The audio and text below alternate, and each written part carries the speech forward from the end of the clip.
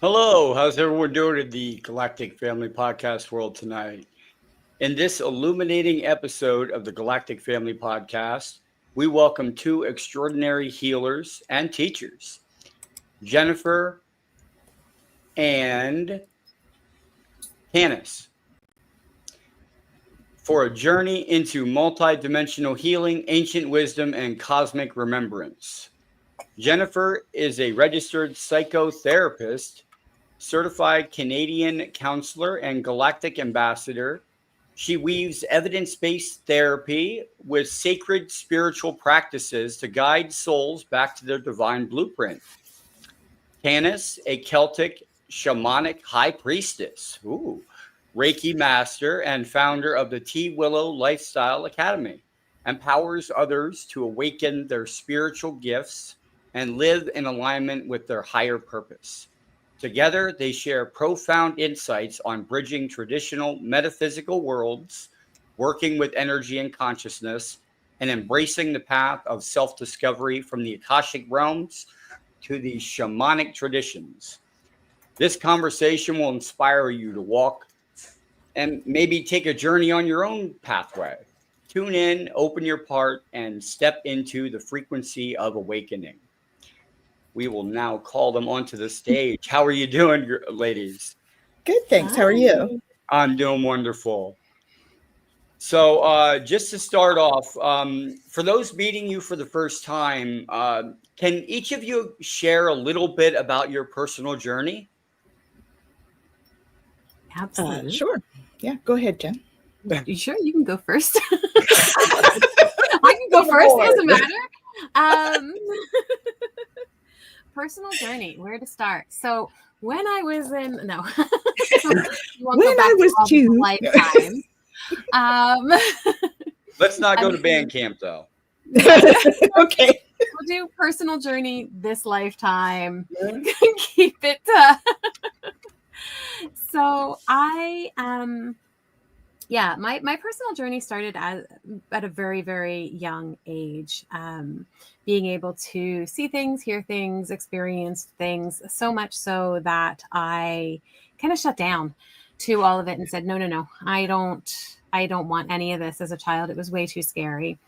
But I did know that there was so much more. And so that led me on a spiritual journey of finding out what that more was. And so it started off with, going to a youth group and trying to figure out through different, pathways that were more specific to religion. And then that developed out into a greater spirituality. And so for me, I come from a very kind of eclectic background that has kind of looked into all different avenues to understand more about what it is, why we're here and our purpose and what that looks like. And so being able to tap into other lifetimes has shed a lot of light on my purpose now, which has been a beautiful unfolding for me. So when we talk about journey and why I said I'll start in this lifetime, is really because, and I'm sure we'll talk about this a little bit more, but there's another lifetime that Tanys and I had together that is very influential in this lifetime, and that energy is very present in this lifetime. And so it's really fascinating when I think back about telling my journey, and I can actually see parallels in different ways to that lifetime as well. Okay. And so it's, that's wonderful. Where I was. Go ahead, Tanys. Yeah. So I had some experiences when I was really young that I really decided, we're going to close that off. So it's some good ones, but there was a couple that were a little bit heavier. So I kind of went scared, right? As you do when you're little and you're like, we're not looking at that. Yeah. So I kind of closed things down until later in my career. Actually, I spent 20 some years in home healthcare from the field, and where it started in the field and worked up into management and all of that. And then got redirected by spirit, as we often do. And this was truly guided for me. I was out one day and was told, like, go into that office. And it was the employment office at that point. And I asked about a program and was like, okay, let's do that. I didn't know what I was doing, but the guides told me to do it. So I started and jumped in. I'm actually an HR consultant. That's the one I started first. And then had started that business, was working through that. I still have that one. And partway through that, I had a big download about spirituality in the workplace and how you can do both. Because I wasn't really, by this time I was already like Reiki Master and stepping into some of those things, but I hadn't really come out of the spiritual closet, so to speak, right? And then I had this big download about spirituality in the workplace, kind of stepped out of that spiritual closet and went, okay, this is who I am. I am both of these things, the HR consultant and the Reiki Master, energy healer, all that stuff. And so I started the Twillow Lifestyle community as well. And then COVID launched the school. So that was fun. But, like Jen said, and if we're talking Galactic mostly, that journey started for me a little before that, because I actually woke up having a healing that I actually was very physical for me from the Galactics. I had been having pain in one of my chest here and, did the usual, call the doctor, get a mammogram scheduled and all that. Before I could go for the mammogram, I woke up one night feeling like a vacuum feeling on my chest, and my eyes opened and there was a galactic being standing beside me who looked shocked that my eyes were open. I looked shocked that he was there. And next thing I knew, I was back to sleep, which was no accident, because, I was put back to sleep. Wow. And I never had pain after that. I had been having pain like very regularly. And that night, after that night, I didn't have any pain. There was nothing on the mammogram. And so I was like, all right. And I kind of put that behind. That was like before I jumped into this coming out of the closet, coming out of my son. It helped you a little bit, like from the scary experiences. Now you're having a good experience. Absolutely. No, I didn't quite understand it, but because I was already doing like some energy healing at that time, I thought, oh, okay, this is interesting. Mm-hmm. And then my path led me to the Alliance for Extraterrestrial Diplomatic Contact. And I've been an Galactic Ambassador with them for almost 4 years now, I guess. And in the middle of all of that, between those, I ended up having this huge thing with the Galactic Federation, and ended up being like, cool, I was a Galactic Ambassador with them as well. So yeah, so that's kind of my journey as it lends itself to this podcast. And Jen and I have had many lifetimes together, and this particular one that she's referring to has been, I had visions of this lifetime that she's referring to before we even talked about it, before she and I talked about it, as she did. So when we started talking about it, they all kind of came back to both of us. It just came flooding in. Yeah. Nice. It's been fun. Wow. So, Jennifer, how did you first begin integrating psychotherapy with multidimensional healing? Yeah, great question. With a little bit of nudge. with a little bit of a galactic nudge. Yes.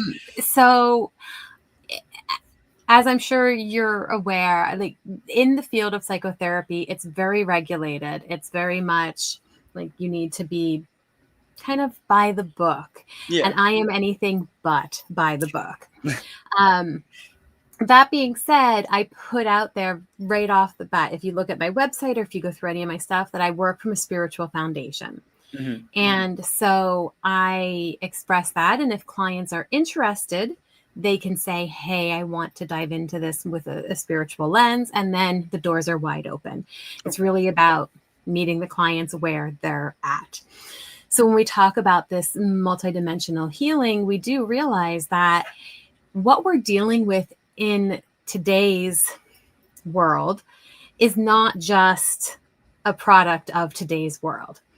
So the things that we struggle through, even traumas in our experience, we're genetically encoded with not just right here, right now, but with all of the lifetimes that we've been through, as well as all of the generational stuff that we carry forward.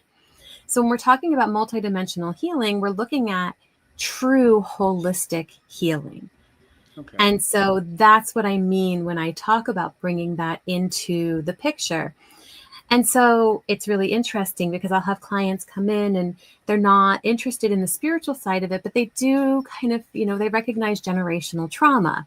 Mm-hmm. Okay, cool. So we might not talk about the morphogenetic field, but we are going to talk about what your grandmom did to your mom, to you, and how that comes through the line. Yeah. Right? Or people might say, I have this fear that comes up and I don't understand where it's coming from. There's nothing in my life that has ever made me fearful of this. Okay, so what are we looking at here? And so having clients just feel into it. What comes to mind for you? We start to work on other dimensions, and that might be past life stuff. It might be something that's actually happening in an astral for us. All of these different planes of existence that we operate on.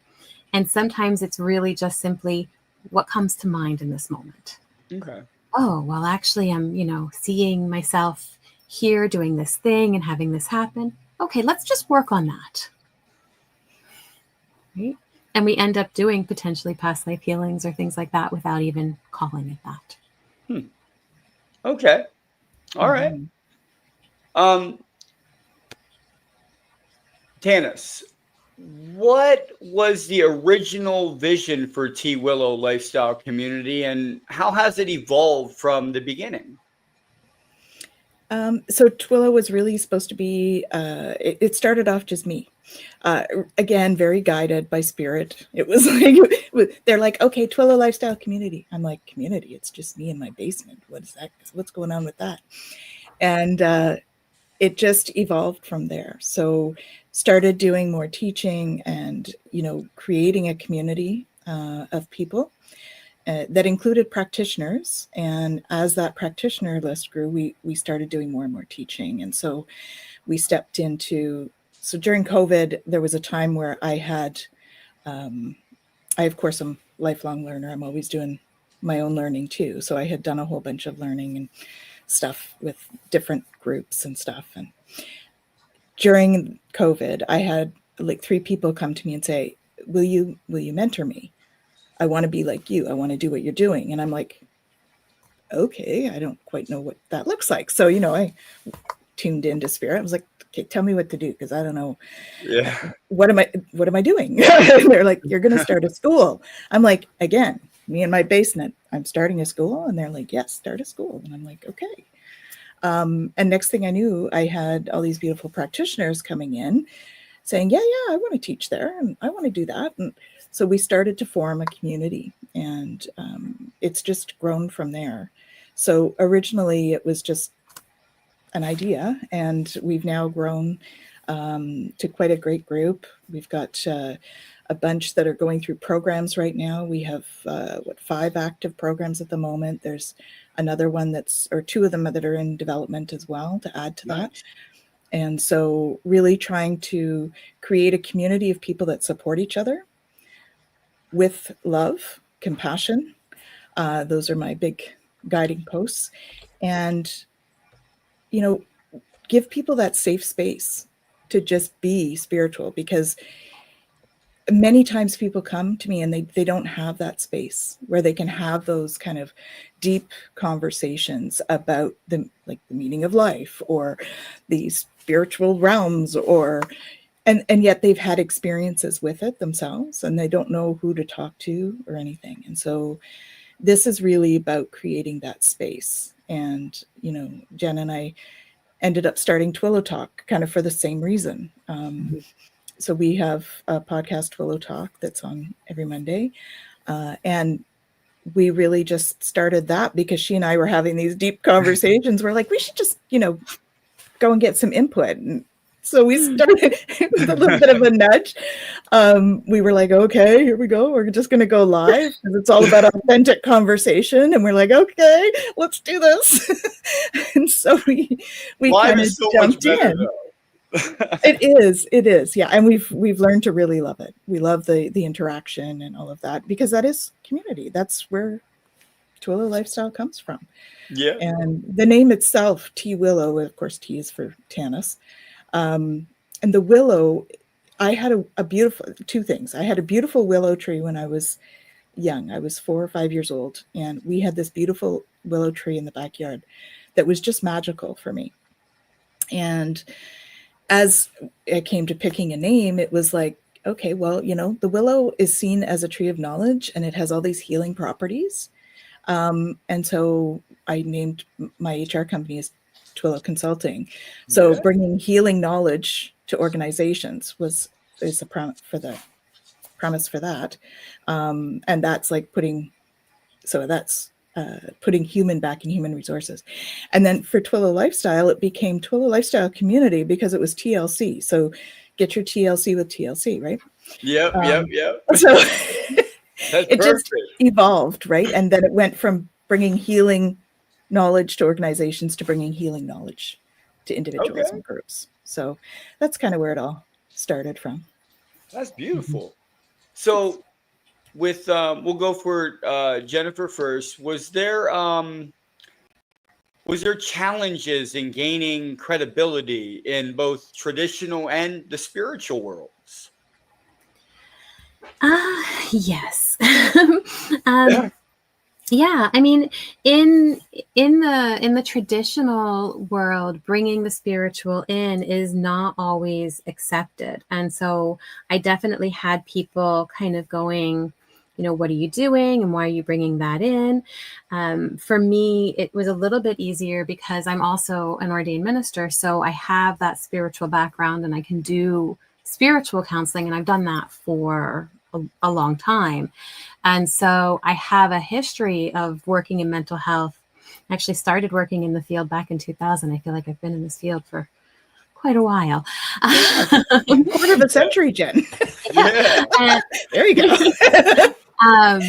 But I found too, even just saying that and people going like, how have you been in this like for 25 years? Like, and I have to explain to people that I'm a bit older than I look. That being said, it really did, for me, I started off not including all of the spiritual when I first began to build my practice because I was worried about that. I was worried about people taking me seriously. And so I originally had kind of removed a lot of that from my practice. And it's been very slow and steady, but as Tanys says, with lots of nudging that I've added it back. And the way that I kind of started to add it back is there was a time many years ago where in Canada, where we are in Ontario specifically, like CRPO had wanted to take Reiki under its wing, and it wanted to incorporate that in psychotherapy and to be regulated through psychotherapy. And of course, there's a big uproar because there's a lot of people who are not psychotherapists that do energy work. And I think it's important that we all do the energy work. And so that fell through, but it really opened the door because here we go. Here's the organization itself saying, this is valid and we want to include it. And so I took that as my green light to go ahead and bring that into my practice. And then very slowly I added different aspects, just one by one here and there. And that, actually for me, it helped me niche my practice. And that's helped it to grow, which has been a wonderful experience. Oh, yeah. Yeah. That being said, I have to admit that this most recent project, this book about this Lyran lifetime, was really going out on a limb for me. It's a good book.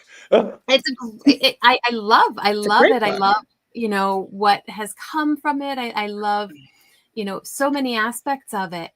But it was that credibility piece that you're talking about, Jay, where I said, okay, if I put myself out there writing this book, at one point I remember even messaging to Tanys and going, should I be using like a pen name or something for this?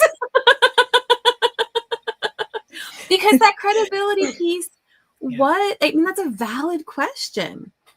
It is. It's like, is. dude, are people going to treat me seriously? Yes. I mean, Or 100%. differently, and what does Yes. that look like? But I will say one thing. When I got back from Iraq and before I retired from the Army, they had us go through a 2-week, reacclimation to civilized life. And I went through Reiki, and that was the most helpful. Reiki, acupuncture, things like that really helped me when I got back.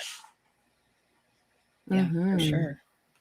So, same question for you, Tanys. If was there challenges like gaining that credibility in the beginning? Like you're a person that's not going to judge people. Come to me, you can talk to me, you can ask me questions. I'm not going to judge. Was that hard to get people to come? Yeah, I mean, I did all the beginning of business stuff. I was part of the Ontario Self-Employment Benefit Program when I first started, which was a godsend for me because I didn't know what it was like. It was furthest thing from my mind until Spirit said, go here to start my own business. So it was a big switch for me. But this program really gave me like a big, they gave an overview of all sort of bits and pieces of the business. Still had a huge learning curve, but it really helped to support me during that first part of starting the business. Now I started the HR business with them, and I mentioned earlier how I had this download of info. So maybe I'll elaborate on that a little bit. So the download came one morning. So I am not a morning person. This download came in at 7 a.m. on a Sunday morning. Oh no. And they wouldn't let me go back to sleep. And I was like, seriously, it's 7 a.m. Can we not do this later? And they're like, no, now. And I'm like, oh God. So I had to get up and I went down to my computer and I wrote this whole article about spirituality in the workplace. And I was like, okay, so my HR hat is going, you can't talk about spirituality in the workplace. And they're going, and they're saying to me, you can talk about spirituality. You can't talk about religion in the workplace. And I'm like, okay, so we have a separation here. There's a difference, fair. So I wrote this whole thing. It was just a channeled message, an article. It's been published in a few things. And then I ended up that afternoon, I went back to bed, by the way. And then I got up in the afternoon and I went off to a friend's place for tea. And I didn't tell her anything about the morning because it was like, well, whatever, And I go to leave her place and she's like, oh, I have a book for you. She's intuitive too, right? She gives me The Idiot's Guide to Spirituality in the Workplace. And I'm like, seriously, we're name calling already? Like you just gave it to me this morning. If that's not just a in-your-face answer right there, like exactly. I'm like, all right, dudes, chill, man. I'll read the book. So I flipped through the book, right, for the week. And because I was in this OSEB program, I had to have like a site visit. So they wanted to make sure I had everything in order and was doing everything. So of course, I'm the business manager. I've got my KPI reports, my processes are all written out for my HR, my intake forms and all that. So I have all of that out. She comes in and she sits down. She goes, what are you going to do if you're not making enough money by the end of the program? I'm like, oh crap. I'm going to have to tell her I do Reiki. I'm like, do Reiki too? She said, that's perfect. That's your differentiator, spirituality in the workplace. I just about fell off my chair. I'm like, seriously, did you just say that? So there was some kind of and during the first sort of couple of months of my HR stuff, I had a couple of clients that were not, they weren't like open. You know what I mean? Like they were much more like, I affectionately call them muggles. Right? Very not into spirituality, did not accept they very scientific and not, anyway, just, it was fine, did the work, but it was not that harmonious synchronicity sort of feeling with them. It was great, and I'm grateful for all of that. But it did show me that, okay, that's not that comfortable. Are those actually the clients that I want to be doing? I really should just be me in all aspects and see what happens. And so with all of this stuff about spirituality in the workplace, I just kind of stepped into, okay, here we go. I'm going to, because I can be good at both things. Yeah. Right. So it was a shift in me too, because it was like, I'm going to do both of these. Okay. And I had been out doing like 90 hours of networking in the city and all of that with the HR. And so all of a sudden here I am saying, oh yeah, by the way, I do this too. And anyway, it was a leap for me and for everybody else. I was also I joined a business networking institute at the time, which was, you go there every week and you have breakfast, and each week you have to, or each quarter you have to get up and speak about your business. Well, there had been an HR person. So I joined with Reiki. And at that time it was more Reiki than anything else. And I got up one day, did my speech. This was funny. So it was in a room of like plumbers and construction guys and app people and all of this, right? One of them gets up and he goes, well, thank you for your talk. I still don't understand what you do. I think it might be black magic, but thanks. So at the end of every, Wow. So you want to talk about getting into how uncomfortable it could be. Right. Oh, you're doing black magic. What? Yeah. So at the end of each one, you have to give a gift, right? So I was giving a free Reiki session for the draw. Well, didn't this guy win the draw? What? It took me a couple of times to get him here. I sat him down. I said, okay, this is the difference between black magic and white magic. There ain't no black magic here, honey. So, yeah. And then I gave him Reiki, and he came back the next week and he said, well, I still don't really understand everything she does, but it should be illegal to feel that good. What? And I went, wow. Nice. Yeah, my job is done. And he did that in front of all these other guys. And so this is how I started to build credibility in both worlds, right? Because I was already doing clients in the HR. So when I stepped in, but I have to tell you, when you step in and start being authentic like that, both businesses took off. Because you're more in touch with who you are. And so, like Jen, I was worried about my organization. I'm a registered professional. I've, taken the exams and all of that stuff. But I was like, well, I just know this is what I'm supposed to be doing. So I'm just going to step into it. So, yeah. So, for me, it was networking. That's how I started. And then it just became word of mouth. That's awesome. So with so Jennifer, how do you approach skeptical clients on energy work? Since we've heard from Tanys on that. Yeah, mine's a little bit different in that I very much meet the client where they're at. So if they're coming to me just for therapy, I don't even bring up the energy work per se in that way, but I will bring it up in the way that I challenge their perception. And so, they might say, I'm feeling really overwhelmed because of this or that. And so I might ask them, do you tend to notice shifts when different people come or go? Oh yeah. Okay. So I'm not talking about energy. I'm just, what are you noticing? Right. And then we dive into it. And so there's a lot of ways that we can talk about energy without specifically going there for people who say, oh, no, that's not for me. But we do recognize sensitivity, and we do recognize that, I work a lot with people who are highly sensitive persons, HSP. And so we know that there is something going on there that causes us to be highly sensitive.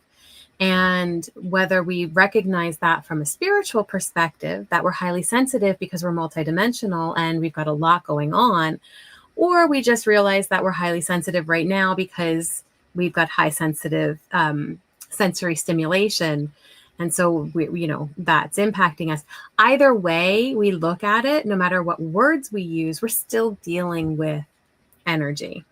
Yeah. And so that's, for me, that's how I operate through it, because if a client comes in and they say, oh, I don't I don't believe in any of that woo-woo, which I have gotten. I'm like, cool, That's we don't normal. have to do any of Me that. too. Right. But what's really fascinating too, even what Tanys had said about, this gentleman who was like, I don't know. But then afterwards, I've had clients where they've come in and they want, they're not spiritual at all.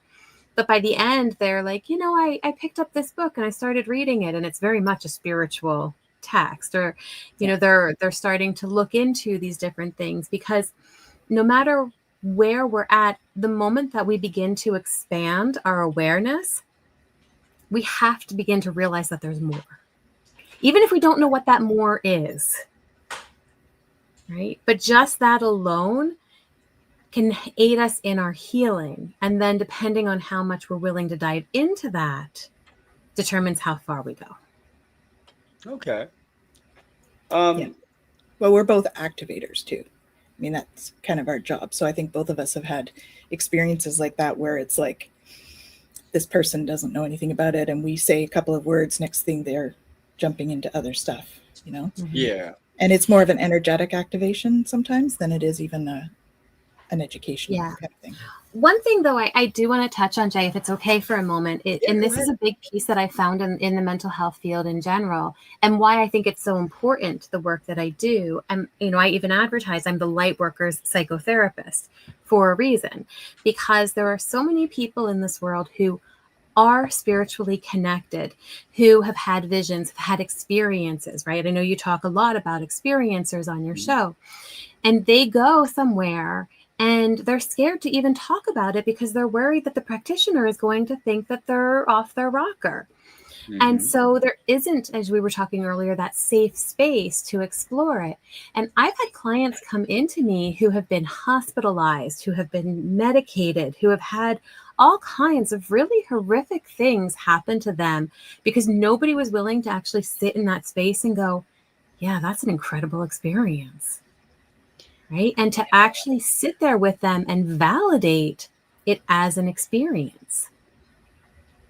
That's a powerful statement, though. Validation. It's not even, you don't even necessarily need to 100% know that it's true to validate someone's feelings on that, on their experience. Exactly. That's beautiful. Now, can healing be permanent, though? This is for Tanys.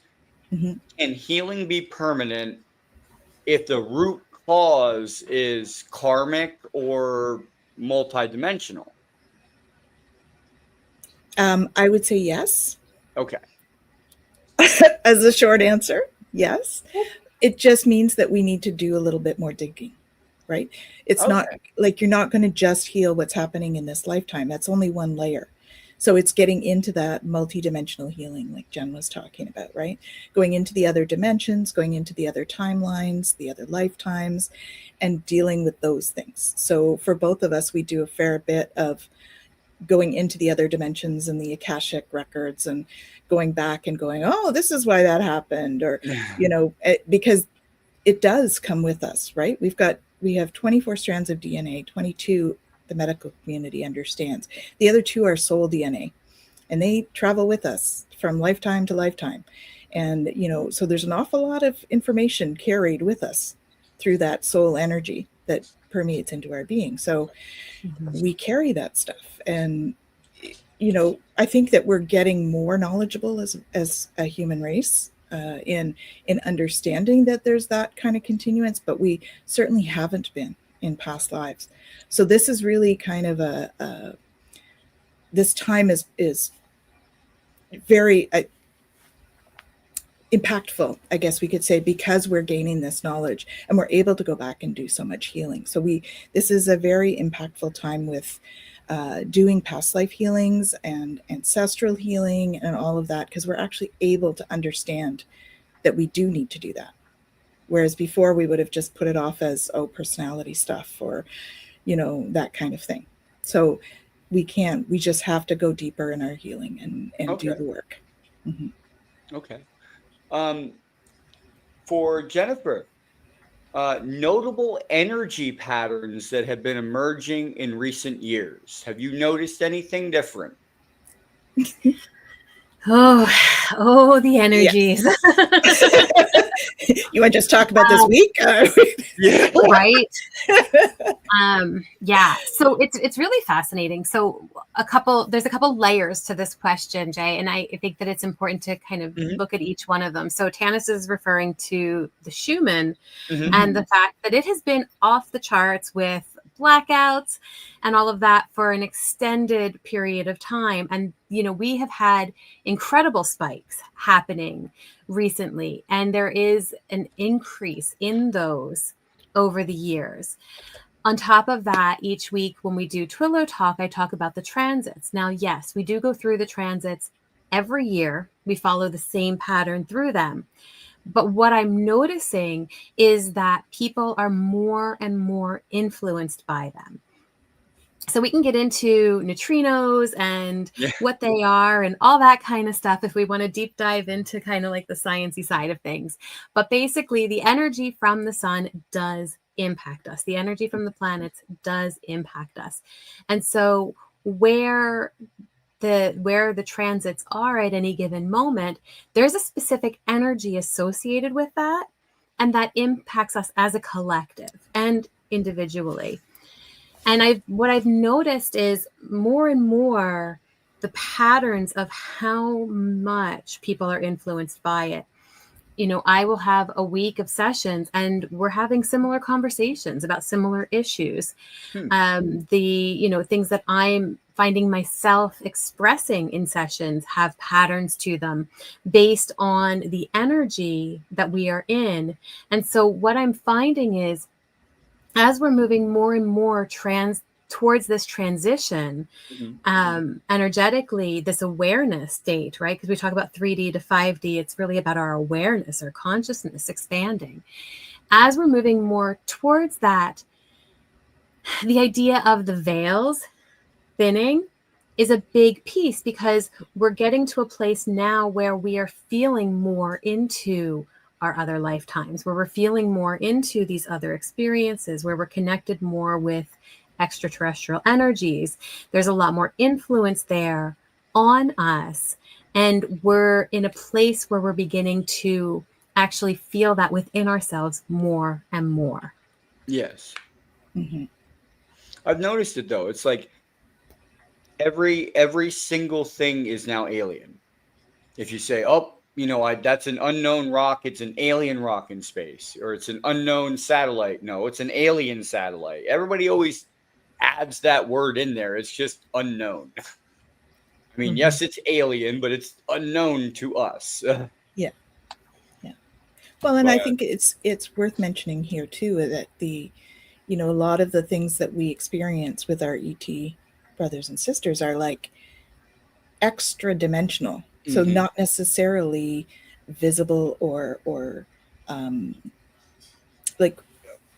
can't necessarily see and hear them in the physical realm.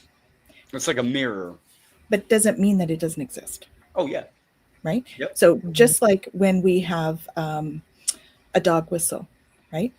And our hearing range is here and the dog whistle's out here, right? We don't hear the dog whistle because it's outside of our hearing range.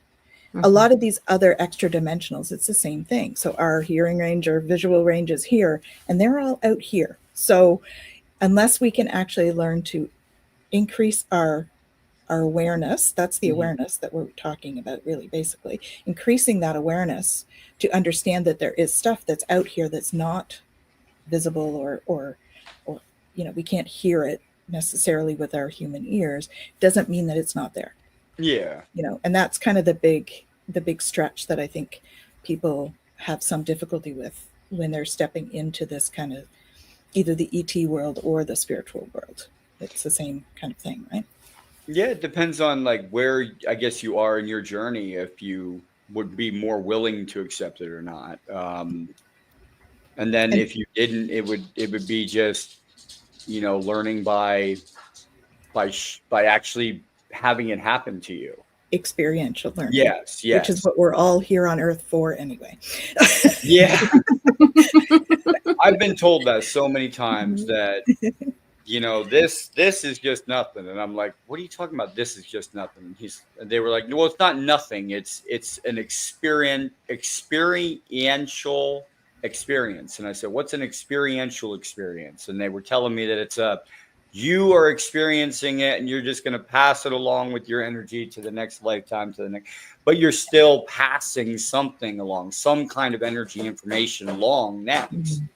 And that's what pretty much they told me. And I was like, that seems about right. I mean, it does. You're limited. Like you said, your eyes, your ears are limited. Our brains are even limited. We only use 20% of it or whatever it is now. But we only use a certain percentage of it. We can't use 100%, or we'd know everything, or we'd be able to use it in a different way. And our science is limited as well, right?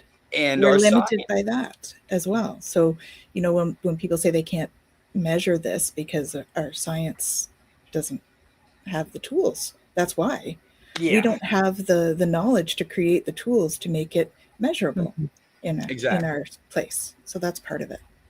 They're also yelling at me to confirm something from one of the other questions. So when you asked me about whether healing is possible, we were specifically talking about one thing. And what I want to just reiterate is that we are here and we will be always doing our healing work. Because for me, healing is learning. And that's what we're here to do. And so we're always going to be doing healing work. It's not something that's like a one and done. Well, yeah. So I just wanted to make sure that was clear, because we had talked kind of like about past life stuff and all of that, but like the experiential stuff that you were talking about, how this is an experience. Experiences happen so that we can step into that learning, which is part of our healing journey and moving forward. So anyway, I just wanted to kind of thank you for clarifying that. And anytime you need to jump in or they say something that didn't, make sense all the way, please. Now, I love this.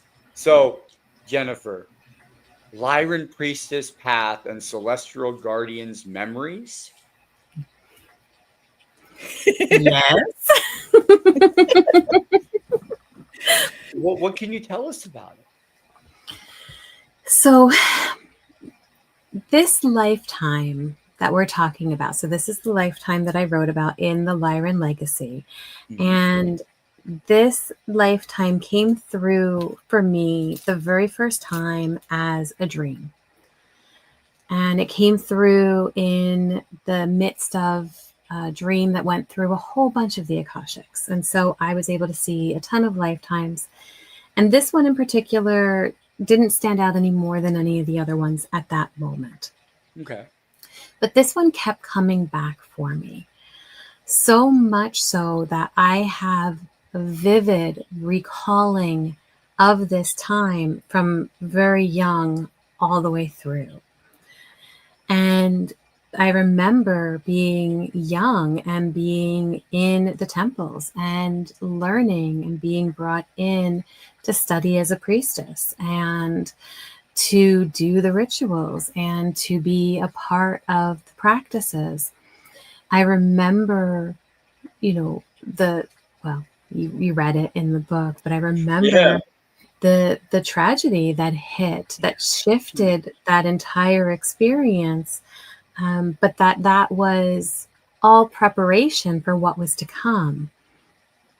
And I remember what it is to be a part of the Federation and to be on the Elders Council and to hold that space for wanting to bring the galaxy together in peace and in love, and to be able to facilitate the ending of a war that was going to rip our galaxy apart if it didn't end.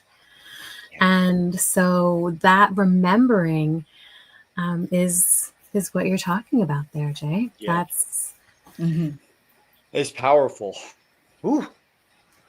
It is. I read the book and it was really powerful. That's what got to me too when I was reading it. So, Tanys, Yeah. discerning guidance from higher self versus galactic beings. How do you discern? I get to know my guides. And so I feel the difference. Discernment is really about feeling into the heart and what does Okay. it feel like. And for me, if there's something that's not quite right, I'm going to feel it as like a in my Yeah. stomach kind of thing is where I get it. So if it's something like my higher self is very different for me. I have a whole method that I go to my sanctuary and have a chat with my higher self if I need to do that. And that's, so for me, that's very different. In my sanctuary, which is a space in the astral that I go to Mhm. that's safe, I can bring guides in specifically to speak with them there. But that it really depends. It's very fluid, right? That was like a beginner's kind of state for me. It's much more like multidimensional now. So, I've had ones that are making the effort to be more physical, and they're not totally physically visible here, but they are more present. Like when the praying mantis came to my backyard, I had like a delegate of 6 of them there. And I was just sitting, I just finished teaching a channeling class with some people, and we were chatting, and all of a sudden I hear in my head, because for me, it's a lot of it's telepathic. And so I hear, may I speak with you, please? And I'm like, okay. And I look around, and just outside the sunroom, there's this like 10 foot tall praying mantis standing there. And I'm like, okay, Archangel Michael, you're coming with me, right? Like, Yeah. okay. Because I was like, he's tall, and I don't know this one very well. So I step out, and I'm like, hello. He says, we understand you are a Galactic Ambassador. I'm like, yeah, apparently so. I've been told so. Yes. He's like, very good. Would you please pass on the message that not all insectoids are nefarious? We are here for your ascension. I'm like, okay. As I'm looking up at this, he says, thank you. And he turns around and he waddles off to the back of the yard where there's 5 more standing at the back of my yard. And I'm going, and I'm sure my students were like, at the time, they're like, what is she doing? I'm like, yeah, I don't know. Like I can hear them kind of in the background. And they're like, it's Tanys, it's okay. And so I come back in and I look at them and I'm like, okay, so do either of you see anything at the back of the yard? Well, one of them didn't see detail, but she could see energy system, like an energy blob, right? So she looks back and she goes, yeah, well, I don't see the detail, but it looks like there's 6 blobs back there. I'm like, perfect. Okay, thank you. So sometimes they can lower their vibration to be here in the physical when it's necessary. So for me, that was necessary that day because I had to have that kind of experience, and it was a strong message to come forward, right? Because that's always one of those big things: are they here for our betterment or not? Yes. And really, if they weren't, they're all around, so we wouldn't still be here if they weren't here for our support. Anyway, so that was one of my experiences. So sometimes it becomes a discernment, like, okay, I'm going to call in my protector to come and be with me while I decide how I feel about this particular energy. But then once you get to know them, for me, they each have their own frequencies. And so, for instance, Archangel Michael, when he comes in, I feel cold, and he often comes in on my right side. And that is to help me understand who it is that's coming in. So that's it. For me, it's a feeling as well as, I recognize their voice and how I feel in my body and how they look, of course, how they show themselves to me. Okay. So yeah, mine was mostly mantis. Praying mantises were all around me all the time. Anytime, like even if my son got in trouble one time, and we had to go to school for a meeting to determine whether or not he was going to go to a technical school or stay at his school. And I said, oh, I hope this goes through okay. I was stressing so bad. I get to the school and I get to the buzzer where you have to push it to let get the camera in your face. And I'm going to push the button, and right next to the buzzer, on the cement, on the the concrete where the bricks were, there's a praying mantis right next to it. I'm like, that's a good sign. Got out of there. My son got to his technical school.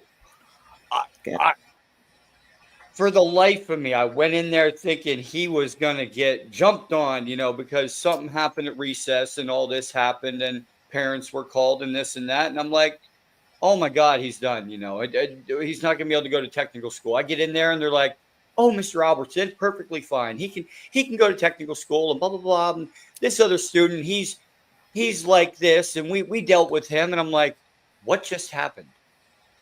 Like everything just turned around here in my favor for some reason. They're great energy alchemizers, right? If there's a situation that feels off and you call them in, they can alchemize the energy. I could not get it for the life of me. And it did. Like, it took me a while to get that, but it was like, and even a few weeks ago, I had a praying mantis that was stuck in between where my AC was, stuck in the window. And I was just like, I look out and I'm like, all right, got to rescue the praying mantis.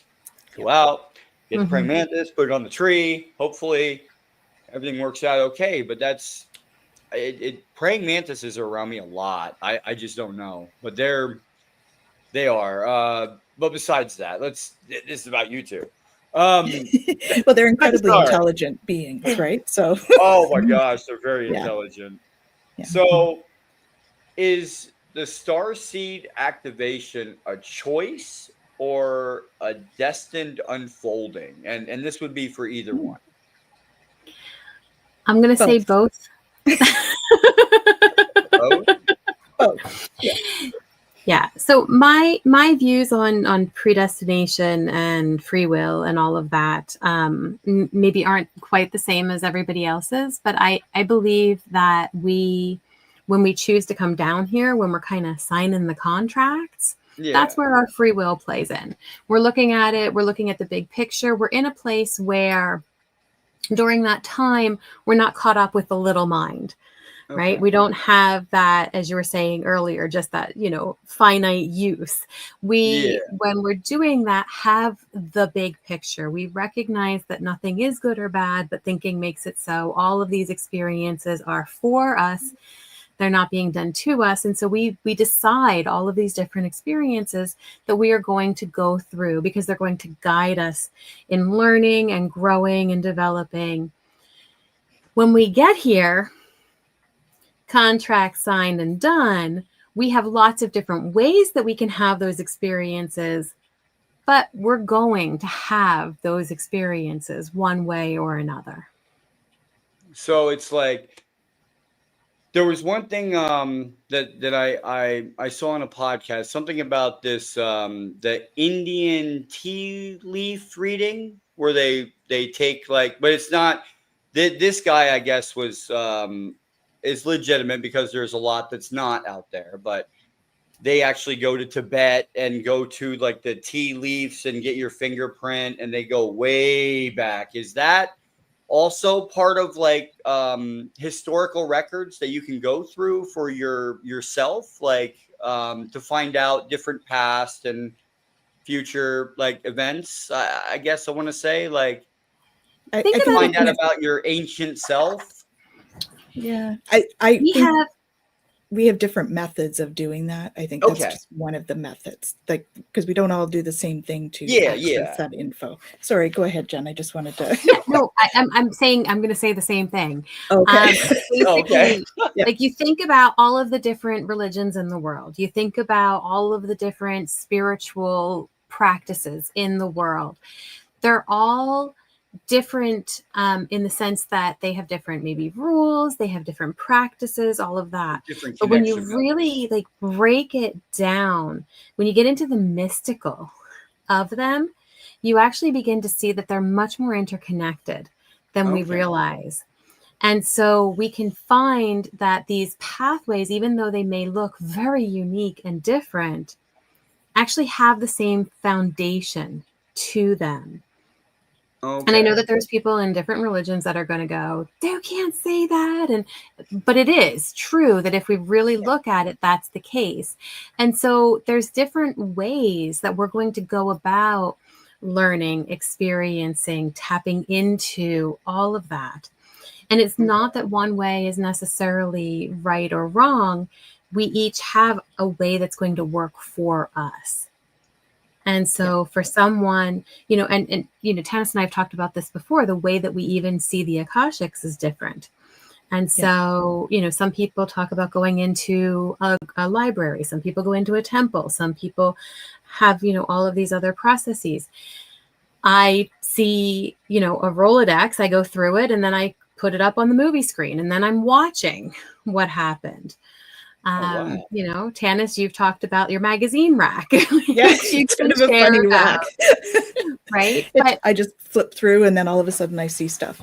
So it's similar to Jen's, but I started also doing one where you go into a room and you like immerse yourself into the experience by walking into the room. That's often what I do with my clients. It's a little easier than flipping through a rack and going, oh yeah, okay. So if you're just starting. So, but they're, like Jen was saying, they are all based in the same thing. It's all energy. Okay. And we just access it in different ways, right? Okay. So one big example of that in religion, almost all, I'm going to say almost all, of religion or spiritual practices, when you're doing sacred ceremonies of almost any kind, people will have the 4 elements and spirit involved. Okay. So you will find like churches, synagogues, any spiritual sacred space, if they're doing ceremony, they're going to have like something for earth, right? Often in church, for instance, you've got your altar is made of wood. They often will have incense for air, or they'll have pictures of or feathers, which are representative of air. They'll have water involved in a lot of different sacred practices, right? Baptism or all of those. And almost all have like candle or some fire element. And really the essence of that, what it boils down to, is that the other dimensional frequencies actually pull on the energies of those elements in order to create a more palpable experience for us when we're in a sacred circle. And so that those kind of things are like those mystical practices, right? They go across all sorts of traditions for a reason, because it works in that way. Okay. So that's just an example. No, well, and just like how we're all, so unique, the way that we're going to do things is going to have to be unique to us. Mm-hmm. Right. And so to your original question, about this whole starseed activation piece, we decided before we came if that was going to be a part of our journey or not. But how we get there and what activates us, those are the things that can ebb and flow. And because the mind likes to, categorize and put things in certain boxes and all of that, the path that we end up on is going to be unique to all of that makeup. Okay. Yeah.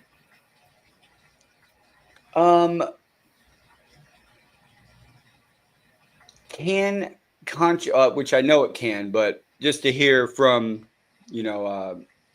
Tanys, crystal energies and aqua-led healing for emotional body. Can you explain that a little bit, Tanys? So it's all the frequency stuff, right? So so aqua-lead is an energy healing modality. Okay. And what it does is heal the water within the body. So everything is frequency, just like the Emoto study, right? Masaru Emoto did the study about water and how thought can influence, prayer can influence the basic structure of the water itself. And so a lot of things that we do in healing practices is about changing internal structure through consciousness, through changing the vibrational frequency that we're looking at it with, or that we're giving it, in order to create that state of healing. So crystals have their own unique, they're very much based in sacred geometry, which is really a base of a lot of life here on Earth. And off Earth, actually, a lot of life is based off sacred geometry, and the aqua lead is one of those ones that's just going to go in and it's going to really heal the water in the body. And it actually is able to help heal the environment as well. So you can do water, aqua lead on bodies of water. If they're looking for, we've got a drought somewhere, we can put a team together and send aqua lead energy to that space in order to create a more conducive energy frequency in that space to bring the water.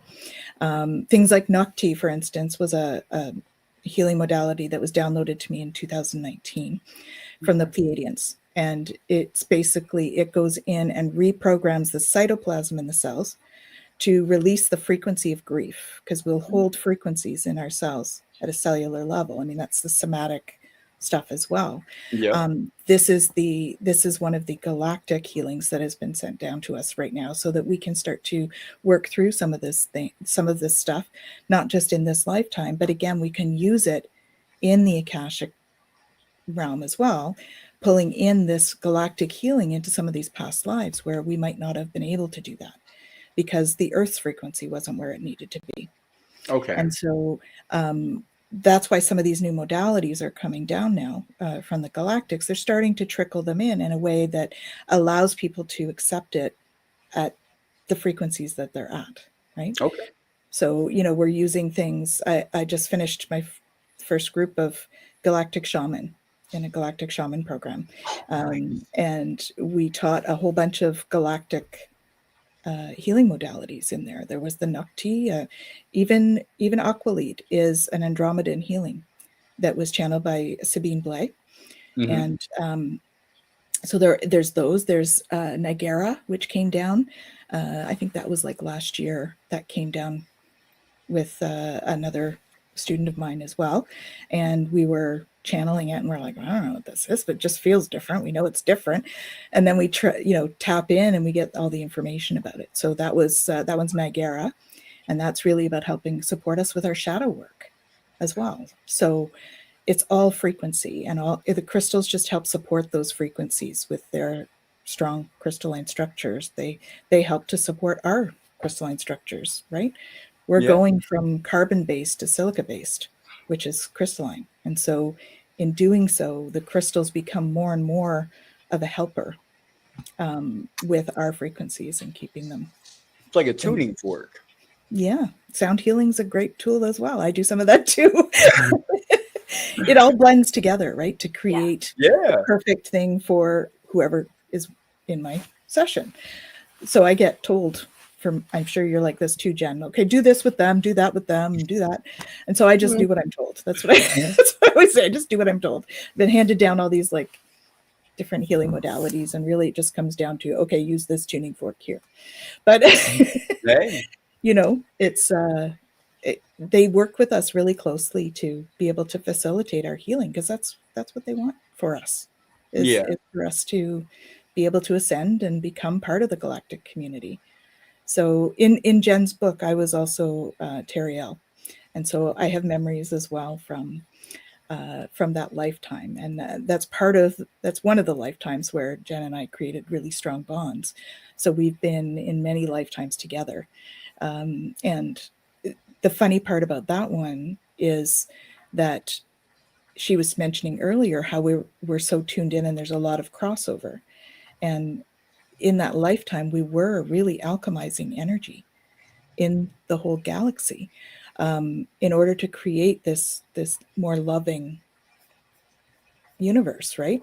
So we're kind of doing it on a planetary level here, and she and I have a soul contract to help support that and be here. And we were both involved in the Galactic Federation in that lifetime, and so I think we have been since we've been here. We just sort of have both tuned into it and realized, oh, we're actually really doing like an active role. So we're becoming like that bridge, right, between galactic stuff and here. So I don't know why they wanted me to say that, but they did. They were channeling. Hey, that's fine with me. With Jennifer, most misunderstood aspect of shadow work. I think the most misunderstood aspect of shadow work for me is that it's bad. Yeah. Okay. We think of our shadow and we immediately associate shadow with dark, not recognizing that dark is absence of light. Shadow shows up because of the light. We wouldn't have a shadow if we didn't have light. And so when it comes to shadow and shadow work, it's the shadow is about embracing the parts of us that are actually our genius. But we look at the shadow and we go, oh no, I'm too afraid of that. I don't want to look at that. I don't want to look at my monsters, right? Is how we perceive it. And that is such an error in terms of looking at the shadow work, because our shadow shows us where our wounding is, but it also shows us where our healing is. Our shadow helps us to understand where we have had the opportunity to move through something and to potentially overcome that. That's why it's also our genius. It's our ability to go, yeah, I get how hard that is. And I also know that you can come through it. And that not only can you come through it, but that can help strengthen you in your journey.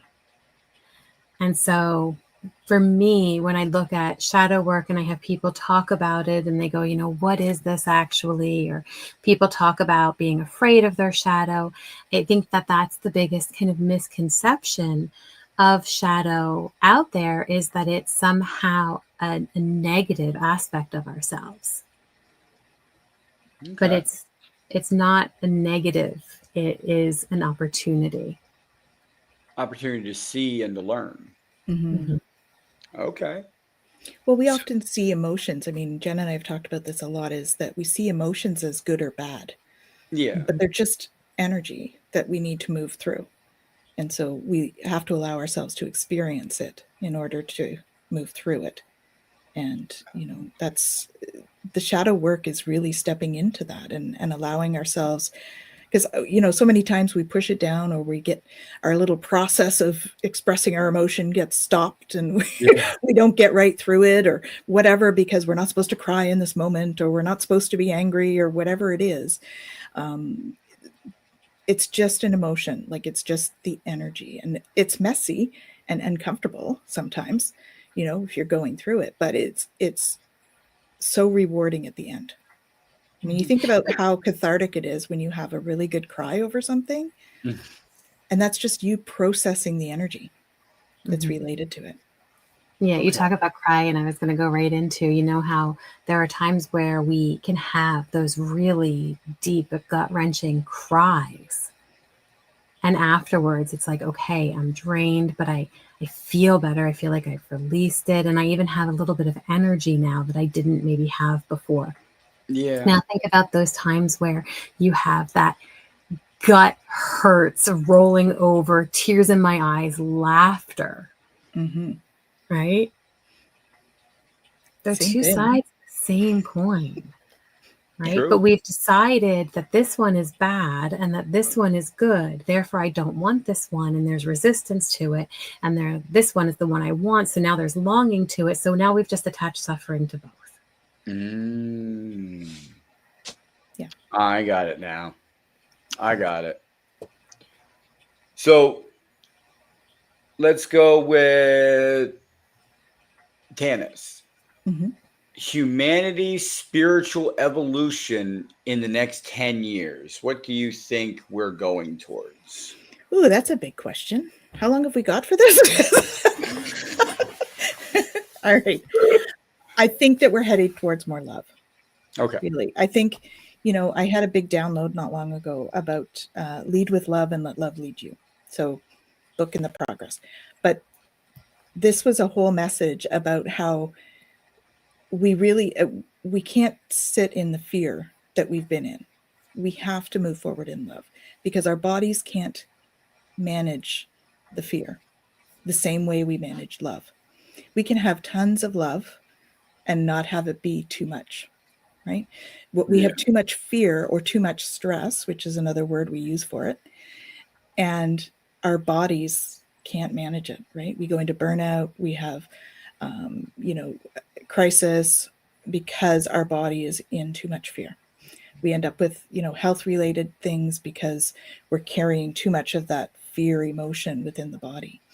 And it carries a certain denser energy than love, which is a very high vibration emotion. They both have their place, though. So I'm not saying that we should not feel fear, because there are times when we need to feel fear, right? Yeah. I'm going to get hit by a truck. I need to get out of the way. I hope my body tells me fear, Right. right? So they're that signpost that creates action. And so the fear is just part of that. However, we have a lot where we've just been programmed to think something is bad.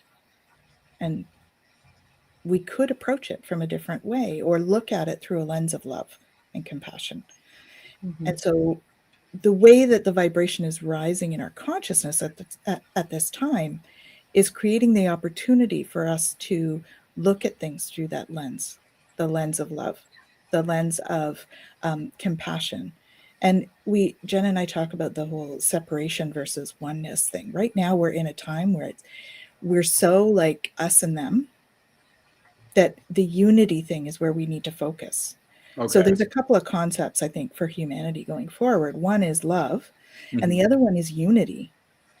And compassion goes hand in hand with that.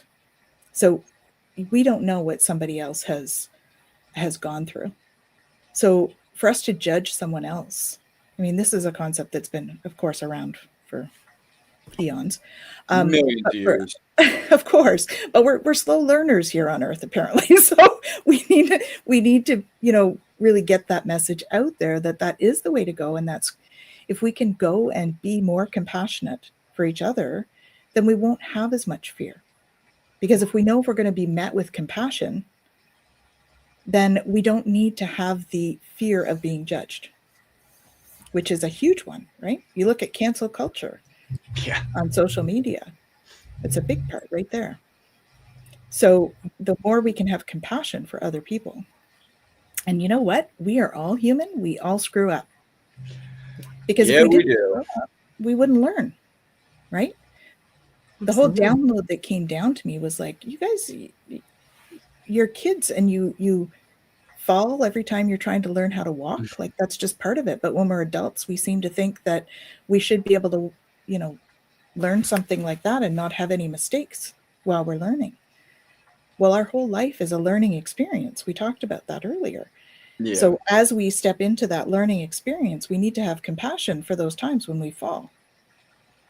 And that is part of what is going to help drive us to be more united. And humanity needs to be united. Not just with humanity itself, but with our galactic brothers and sisters as well. Yeah. But that unity concept and having love and compassion for other beings, no matter who they are, that is where we need to go. I think it's going to take us, realistically, I think it's going to take us a bit of time to get there. But we have seen so many amazing, amazing jumps in our consciousness in the last, 5 years, that in the next 10, can you imagine?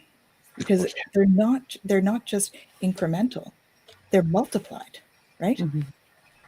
So I have a lot of hope for humanity going forward. I think that we're going to really make some changes.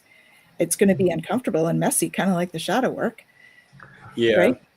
To get there, because we're programmed to think certain things. So it's really about unlearning a lot of the programs that we've had and stepping into these new ways of looking at it, these new ways of being, the new ways of collaborating. So collaboration is key. They keep saying this to me like all the time. I don't know how many times I've said it, almost every show, I think. Collaboration is key, because that is a key component of oneness, of being one. Because what I do to somebody else, I'm doing to myself. Yeah. Because we are all connected. True. We are all of source and sources of us. And in doing something to somebody else, I'm doing that to me. But there's so many people that their negative self-talk is just as bad as what they're doing to other people, sometimes worse, I've had friends say to me, "Oh, I'm so stupid," or whatever. And I'm like, "Don't talk to my friend that way." They're like, "What?" Because they don't realize it. because we've been programmed to think that it's okay to do that to ourselves. True. Yeah. But you wouldn't talk to a friend that way. So it's that kind of reprogramming that has to happen with humanity. Okay. In order for us to really advance. I'm sure you have some stuff to add to that too, Jenny. Well, and it's interesting. I mean, there's so many levels and layers to what you're sharing, Tanys, because there's an important, piece that runs through all of this that goes back to even just the previous topic that we were talking about, that, we think certain things are good and other things are bad. And so if these things happen, that's good. If these things happen, that's bad. Sometimes things have to break down in order for change to happen. And so we can have these hopes, as Tanys is talking about, but that doesn't mean everything is rainbows and lollipops, right? It means that there's going to have to be some of those really difficult experiences that are going to bring us to where we need to be, right? And when we talk about unity and that need for unity, the way that we're going to actually get there is for people to realize how not unified we are. Yeah. Which means that there may be something that has to happen to get us to understand that, so that we can then show up differently. Right. So there's, yes, there's a lot of hope for humanity. And yes, we are moving towards all of that. At the same time, it's not until we can go back and do that shadow work, sit with those harder parts of ourselves, allow that denser energy to be a part of us and harmonize it with the higher energies, that we're going to be able to actually begin to make those shifts and changes. Okay. Yeah. So we're doing it on an individual level, as well as society, as well as planetary, as well as galactic, right? All of these shifts. And it goes on and up and up and up and up, and it goes down and down and down. It's like it's two-sided pyramid. Yep. As above, so below. Yeah. Now, this is for Jennifer. Is Earth consciously working with us as a living environmental entity? Is Earth conscious? Yes. Is Earth conscious as an environmental entity? Yes. Is Earth working with us? I think the better question is, are we working with her? No. And that's a no. Yeah. Right? As a human race, I think there are definitely people who want to and that are working towards that. But as a whole, we are not working with her. We are taking advantage of her. And so this question of, is she working with us? She has given us everything we need to work with her. And that's really where that focus needs to go. She's there. She's doing her thing. She's an ancient sentient being that understands way more than we as a human race ever could. And she's given us all of it. She has allowed us to connect to her crystalline grid. She has allowed us to tap into her resources. She has allowed us to live on her, in her. We have been able to do so much, but we aren't honoring her. Well, it's like I was going to say, like this week or last week, I heard that the hurricane scale is now going up to a 6. Like, that has never changed in 150 years. And now all of a sudden we have a 6 on the scale. And I'm like, wait a minute, how fast is that? And they're like, oh, that's 300 and something miles an hour. I'm like, oh, that's like double what the 5 is. I'm like, oh my God, like never had that before. That is the change that's happening. Like the cry out to stop what we're doing. Yeah. And I know people will say, Gaia is going to act out and destroy us. That's not how it works, right? She has a system in place, and that's how she operates. And if we're being really honest, like the human race has been here many times before and has been annihilated many times before. Yeah. And we're just not learning.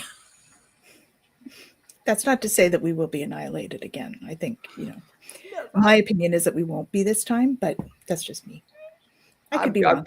I've got a more positive. I'm hoping that we won't.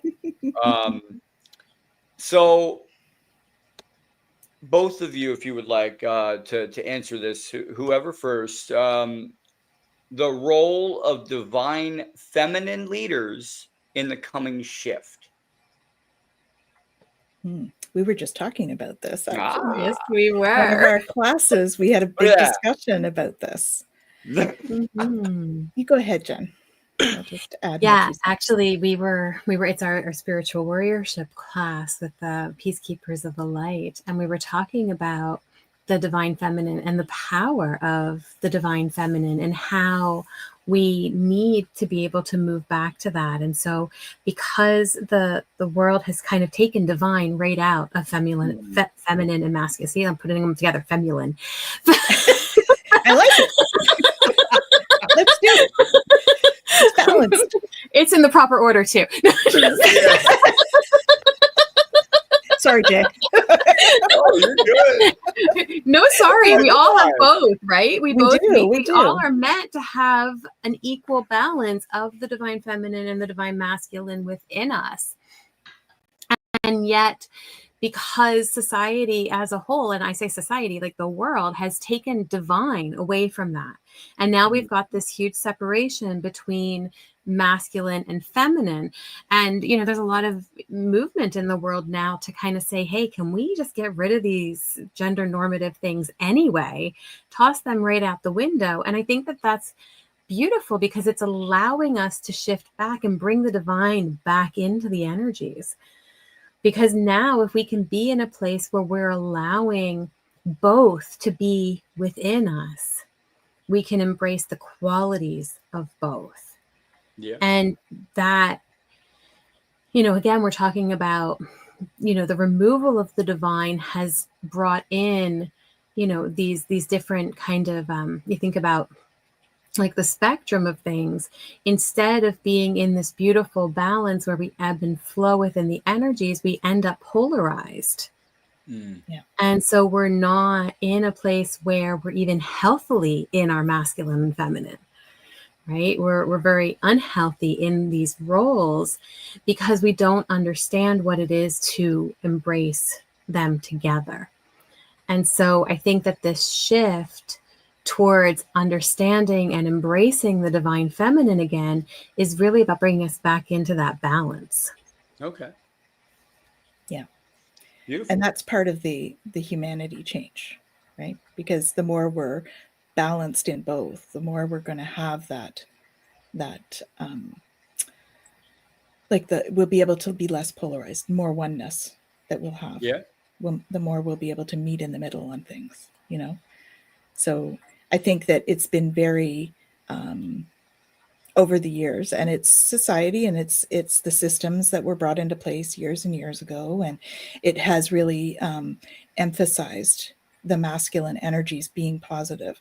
And I don't mean men, I mean masculine energies being positive, and that women, the female energies are that's evident in some of the stories we've talked about, even, right? Yeah. Those gender-based roles and how there's more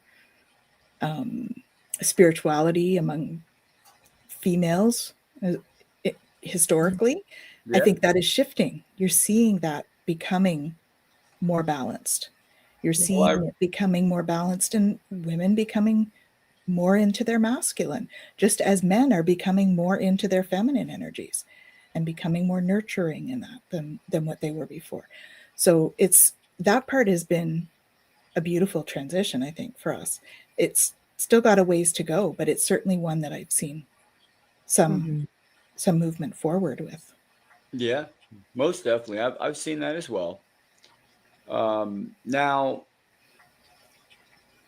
let's go into your favorite energy clearing method.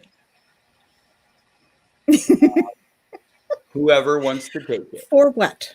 Would be my question. For past trauma. Okay. like Go ahead. past trauma work? Well, for me, it would be the Nukti, because it's Okay. designed specifically to do that. I think that there's yoga practices as well. So, the yoga instructor thing too. So when we bring in some of the yogic practices, you're bringing in the breathing and, the meditative parts of that.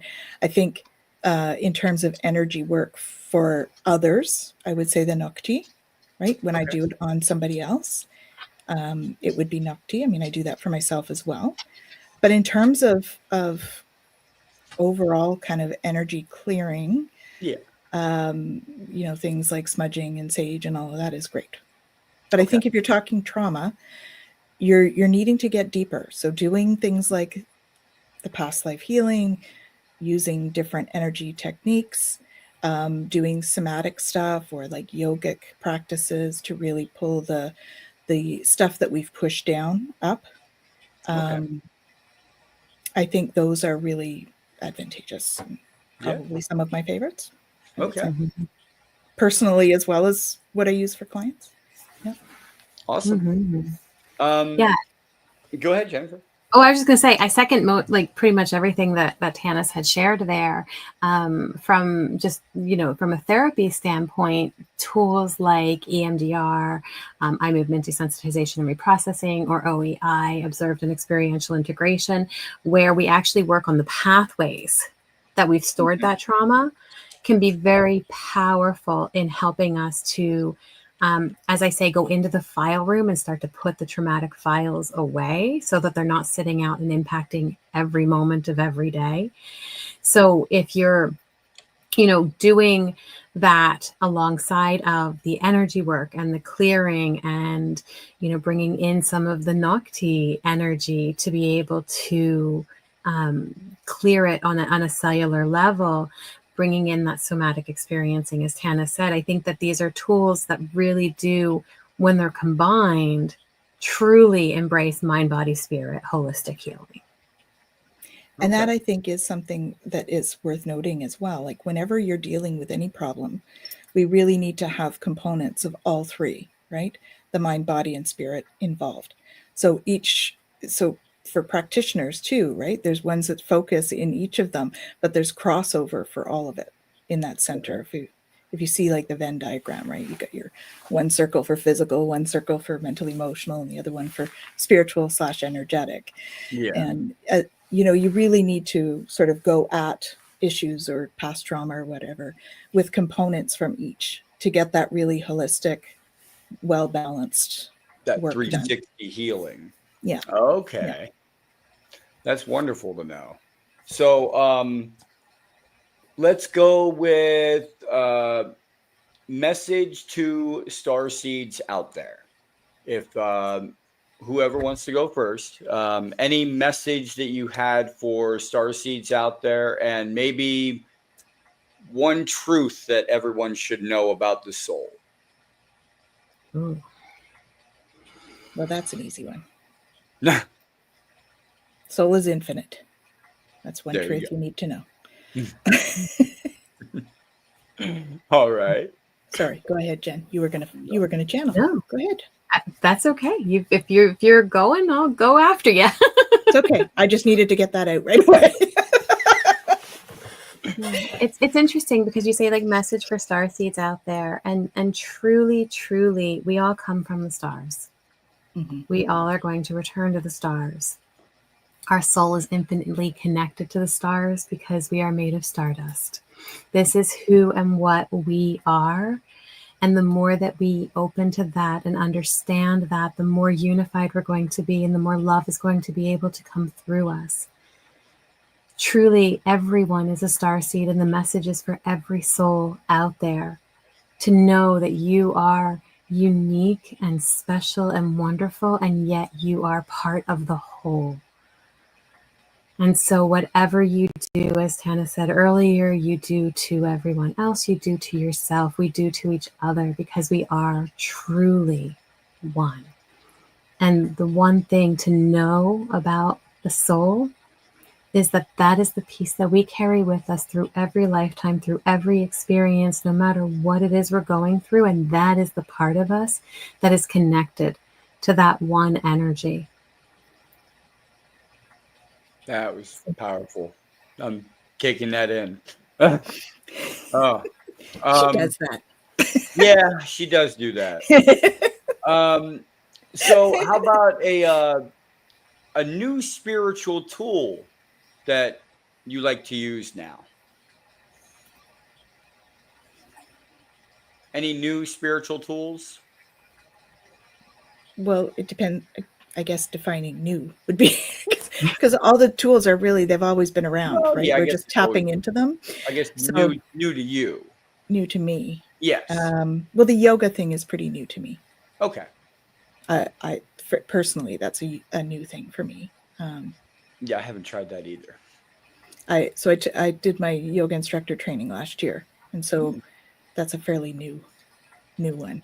Well, and the Nagara and Yeah. the Nukti, those are both newer Okay. healing thing. I can't say Nukti is new now, really, since 2019. That's kind of yeah, it's old news now. But the Nagara is pretty new. Yeah. And we got some Venus energy healing techniques come in during the galactic stuff. So there's some beautiful symbols and frequencies that came in with the Venus healing. Okay. So those are cool. Yeah. Awesome. Jennifer, same question. Anything new?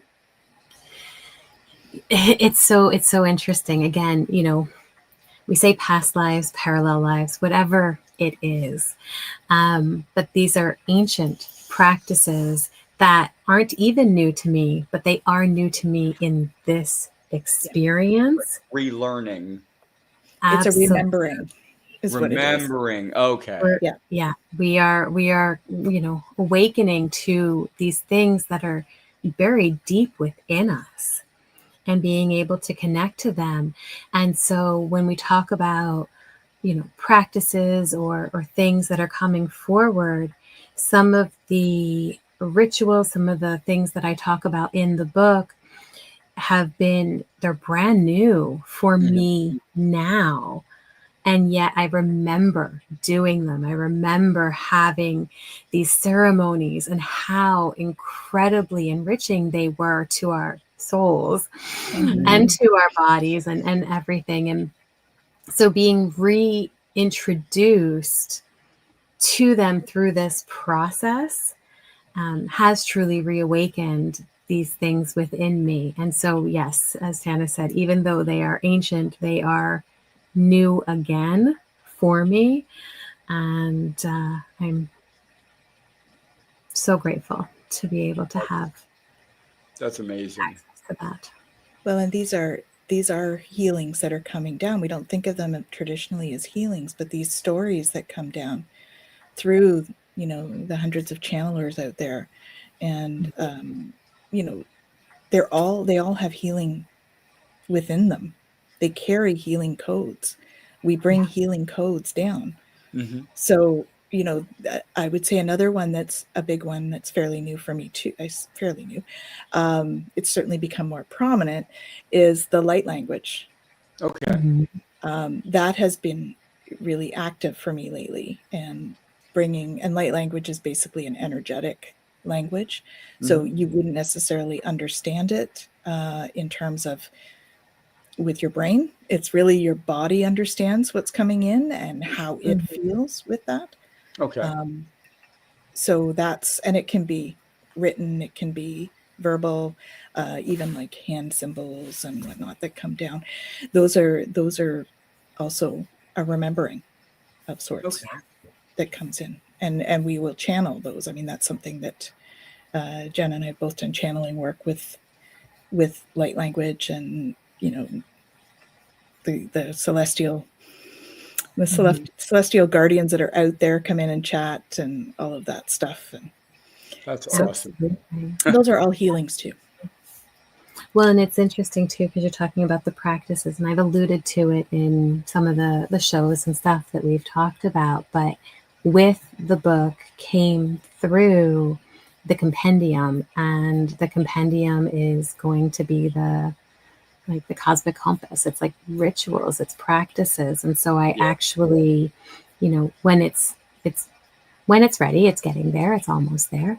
But it's going to have sacred practices from that lifetime, meditations, and how to tap into and trust our inner compass, how to, crystalline temple gatherings, what that was like, working with harmonic resonance and sound, bringing in the energy work, visualizations, nature, all of the things that, we know are powerful, but we don't always understand why or the importance of connecting with them. That's all in there. Even, to Tanys talking about the light language, songs came through. So I have Harmonies of the Cosmos, which is a celestial songbook of songs that were parts of rituals and things that we had done in that lifetime that are still coming through for us today, because they're going to help us on our journey as we continue to, tap into who we really are. And we both have memories of a lot of those ritual experiences, and just talking about them like this, I have a heart opening. And so that's just how powerful they are, right? You feel them so deeply, and that's part of that was part of how Jen and I really connected in that lifetime as well, was through those types of rituals, and being in a learning space with the Celestial Academy. We were in the Celestial Academy in that time together, and so we really grew up with these ritual practices being a big part of our lives. Our parents were very much ritual masters as well, and healers, and that was just the way of life. So it's beautiful that we're being able to bring these back in the way that we need to for today, right? Yeah, absolutely. Most definitely. We like that's everybody needs to hear this and listen into this. It's very good information, and it connects with each and every one of us. So where any upcoming events for either one of you, and final encouragement for those who are feeling lost out there? Okay. Well, what have we got coming up, Jen? I'm pulling up the calendar. Yeah. Well, normally we have Twillow Talk live every Monday at 5:00 Eastern. We put on an amazing interview that we had done with Lara Atwood, who talks about the religion of the sun in place of that for today. And so that's a great one to just go check out. The information in that, and the conversation is beautiful. But join us, like I said, live at 5, or just whenever you can, and leave some comments, because we do have authentic spiritual conversations about all of these things. So if you're feeling really lost on your journey, or you're not sure, where to go or where to find that safe space, or how to connect with community, Jay, your show is incredible for that, for community and bringing people together. Sure. And that's really the goal of ours as well. And so we do that. And then once a month, we do a support group with Beyond Being Human, and that's live on Facebook. Not on Facebook, on Zoom. So it's not recorded. It's because we talk very candidly. So we don't record these or anything, because it is in the essence of supportive for people. So that's the same thing. If somebody came to me, I wouldn't record it. It would be just one-on-one, or we'd have a group. I actually started a Discord channel for Galactic Family Podcast just for that reason. So that people can come in, tell their story without being judged. No judgment, no hate, no nothing. That people will start to understand these stories aren't just stories, that they are memories of our past. Yeah. Indeed. Absolutely. And we both do other podcasts as well for Beyond Being Human. So you do For the Love of Mystics, right? Yeah. And I do explorations for Beyond Being Human. So those are also other ones that we do. Bridge to the Galaxy. for the Alliance for Extraterrestrial Diplomatic Contact. So those come out periodically. Been a bit on hiatus for that over the summer, but we'll be getting back into that. And what else do we have going on? We have a new Galactic Shaman program starting. Wonderful. Second week of September. So if anyone's interested in that, we just did an intro session. But if you missed that and you'd like more information, just reach out. That's coming up. Jen and I are working on all sorts of other projects that are coming, but they're, to be announced. Yes. We're working on a second year of the Galactic Shaman program because the first years wanted more, which was great. So we're working on a second year to really enrich that. And enforcement of what was taught in the first. Yeah, well, it's, you can't teach everything. There's so much to learn. Oh, yeah. So we're just going to build on what was already just building up the pyramid. done. It's kind of what happened with my Celtic Shamanic program as well. I started 1 year and they were like, no, we want more. And now we're up to 4th year students. So it's great when they can start to really get into the meat of everything, right? Get really deep into things. And so those are things that we're working on, and some spiritual business training. We're looking at bringing some of that out because, Twillow Lifestyle's been around almost 10 years now. And Jen, yours is probably 8 or so anyway, right? At least. I first opened my holistic self in 2015. Oh yeah. So you're at 10 too. So we're both like 10-year business veterans now. So we're working on putting that stuff into a class to help people bring spiritual. And for me, there's going to be rituals that we'll be bringing in at different times, like during your planning. What kind of ritual can you bring in to create the energies that you want to create to bring forward to your business, that sort of thing. That's what's going to make it different from other kind of business planning things. That's wonderful. Well, it was lovely having both of you on. I'm guessing that we don't have any questions, but I will leave it on for a minute or two left. Before, if anybody has any questions for the guests. If not, then I will just talk for a second here. I started actually the Discord page also because I was like, okay, I'm going to be live, but I don't want people to feel like that they're on the screen, they're live, that's not what I'm trying to get out of this. I'm trying to get them to heal, whatever they're going through. So that's why I started the Discord channel. That way, if anybody wanted to go in there, they could say their stories and everything without judgment or, any hate or anything like that. It's more of a peaceful attitude that I want with everyone in my community. Same with what you're doing as well. And my hat's off to you. And I hope it continues to grow and continues to be a big success. Thank you. Thank you. We wish the same for you. Thank you. It was an honor being asked. Thank you, ma'am. It's always a pleasure. Oh, same with you, ma'am. Thank you, girls, ladies. Thank you. Thank you for having us on and sharing this beautiful conversation. Yeah, for sure. Yeah. Anytime you guys want to come back on, you let me know and we'll set it up. You're on. Amazing. All right. Awesome. All right. Have a nice day, ladies. You too. Thank you. So that was Tanys and Jennifer. Their links will be in the description for all of their pages, websites, and anything you might need along the way. You can contact them. They're both wonderful people. They're not going to treat you the wrong way. They listen. They're what this community is building to.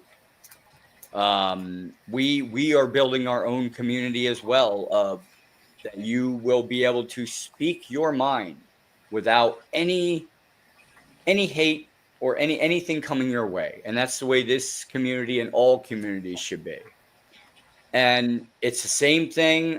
Like I say, every single session here. It's not, and she actually brought up a good point, Jennifer and Tanys brought up a good point, male and female, feminine and masculinity. But in this podcast, it's not about feminine or masculinity. We go with, we are all humans. We are all humans. We are one species. Everybody here is that. That's my quote. We humans are all one species, born of Earth, to spread peace, love, and understanding throughout the universe. And we're going to do that just one step at a time. And I hope you guys continue to come along for the ride. We are getting up there. We have almost 500 subscribers. Thank you. It helps. And we're going to be doing a lot more things once we hit that 500 subscriber mark. You just have no idea how many plans I have in my head. When we can actually monetize this site, it'll be, I'm not keeping any of this money. Any money that comes into the podcast is being donated out to either animal shelters in need for winter. We're going to be doing animal drives. We're also going to be doing children's toy drives for Christmas. So stay tuned. There's a lot coming up, and 500, we're getting there. We're almost there. As soon as we hit that mark, we can start doing things as a community to build this better. Thank you for being here, Galactic Family. And as always, have a great night.